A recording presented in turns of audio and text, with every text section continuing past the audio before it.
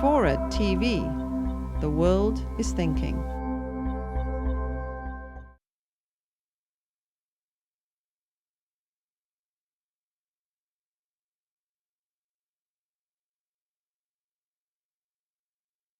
Let me ask, does everybody understand the concept of Web 2.0? Let me just explain it really quickly so that we make sure that everybody understands the jargon that we're using. So there was a concept that was just named by John Battelle and Tim O'Reilly, who run a conference called the Web 2.0 Summit.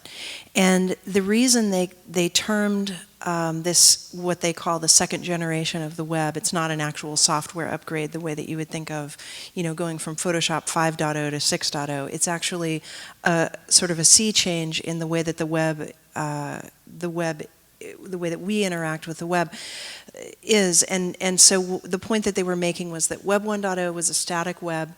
It was a web where people would publish websites, and those people were typically web developers. It was very difficult to publish a website. Those websites didn't change very often, and then sites like Google, which would search them, would index those sites, and things were not terribly social. In other words, they were.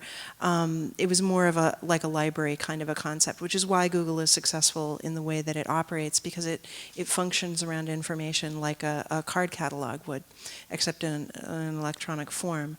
The social web, Web 2.0, is a concept that incorporates both publishing and the interaction that people engage in around those published things. It can be a photo, it can be a blog post, or it can be professional news content.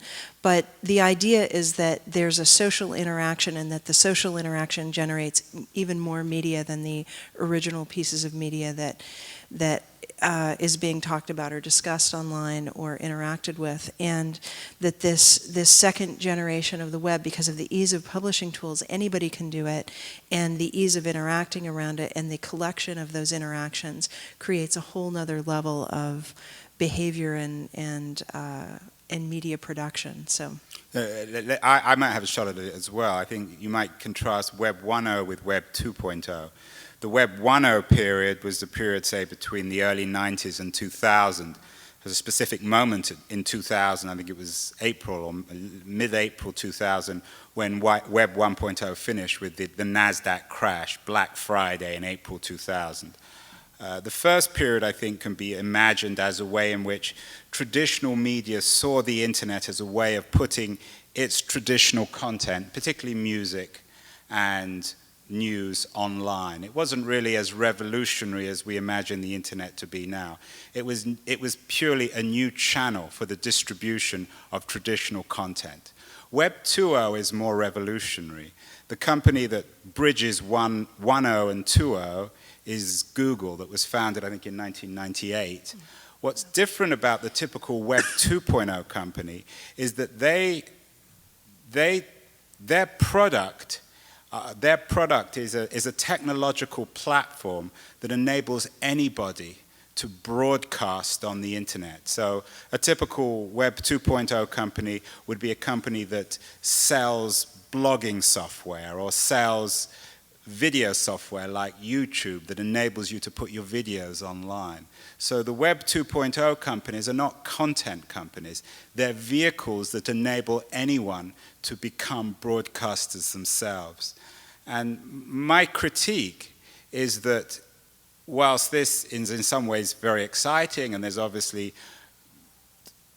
companies like YouTube are quite dynamic and interesting in many ways, it's not enabling real content, professional content producers. Web 2.0 is essentially empowering amateurs. That's why I call my book The Cult of the Amateur.